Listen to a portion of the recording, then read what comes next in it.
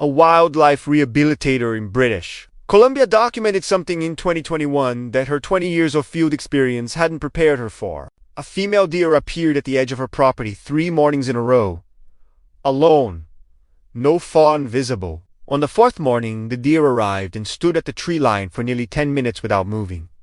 The rehabilitator walked toward her. The deer held position, then turned and walked slowly into the tree line, stopping twice to look back.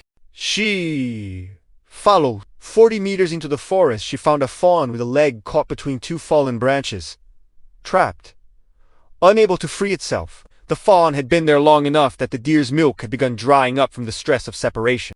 The rehabilitator freed the fawn in under 2 minutes. The deer collected it and was gone. What nobody can fully explain is the part that came before. The deer had somehow connected the human at the edge of the property with the solution to a problem the deer had no mechanism to solve alone, and it had made that connection deliberately enough to return for consecutive mornings until the connection produced a result. Start with what this behavior actually requires from an animal doing it. For a wild animal to bring a problem to a human, several things have to be simultaneously true. The animal must have identified the problem as beyond its own capacity to solve. It must have identified a human as a potential resource for solving it. It must have suppressed the fear response that normally keeps wild animals away from humans at close range. And it must have maintained enough behavioral flexibility to communicate a need across a species barrier with no shared language and no established relationship. Each of those requirements represents a significant cognitive and behavioral threshold. Wild animals do not approach humans by default.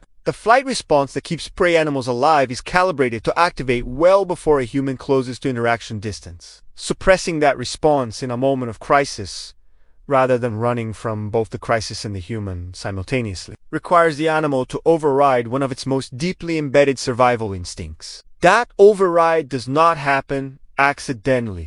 Documented cases of this behavior span species that researchers would not have predicted to be capable of it. A crow in Seattle repeatedly brought a nestling that had fallen from a nest to the same woman's doorstep over 2 days. Each time the woman returned the chick, the crow retrieved it and brought it back, as though the nest location itself had become the problem it was asking her to solve rather than the fallen chick. A dolphin off the coast of New Zealand approached a dive group and circled one diver repeatedly, behavior that dive operators recognized as unusual enough to investigate. The dolphin had a fishing hook embedded in its pectoral fin with line trailing from it. The diver removed the hook. The dolphin remained at the surface for several minutes before departing. An elephant in South Africa guided rangers to a location several kilometers from where it had made initial contact with them. At the location they found a calf that had fallen into a drainage ditch and could not climb out. The species range across these documented cases: birds, marine mammals, large terrestrial mammals. Suggest the behavior is not a quirk of any single evolutionary lineage. Something more fundamental is producing it. There is a cognitive mechanism researchers call innovative problem solving under novel conditions. Most animals have a repertoire of fixed behavioral responses to known problems. A prey animal that loses a fawn to a predator has behavioral responses calibrated for that scenario. It does not have calibrated responses for a fawn trapped between branches. The trapped fawn scenario exists outside the behavioral library. When a problem falls outside an animal's existing response library, 2 things can happen. The animal can apply the closest available response, which often fails, or an animal with sufficient cognitive flexibility can generate a novel response by existing behavioral elements in new configurations. Seeking help from another species is a novel behavioral configuration. It requires the animal to treat a human as a tool resource, the same way a crow treats a stick as a tool resource. The cognitive machinery is similar. The target of the behavior is more unusual.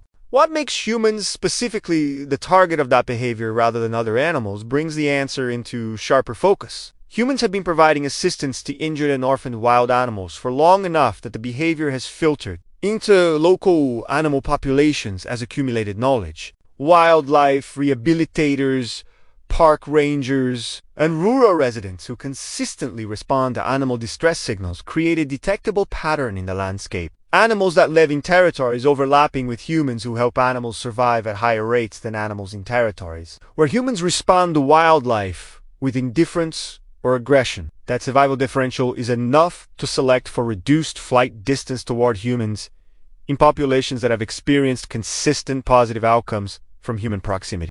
Not across all humans. Across humans in specific territories whose behavioral signature animals have learned to distinguish. A deer that has observed or experienced a positive outcome from human proximity carries that information forward. Its offspring inherit both the genetic predisposition toward lower flight distance and the behavioral learning from observing the parents' interactions. Over generations, the population in that territory develops a different default relationship with the specific humans in it. Which brings everything back to that deer standing at the tree line in British Columbia for 4 consecutive mornings. It was not reasoning through the problem in language. It was not consciously deciding to ask for help in any way that maps onto human decision-making. It was doing something more interesting than that. It was applying a learned association between human proximity and problem resolution to a problem it had never encountered before.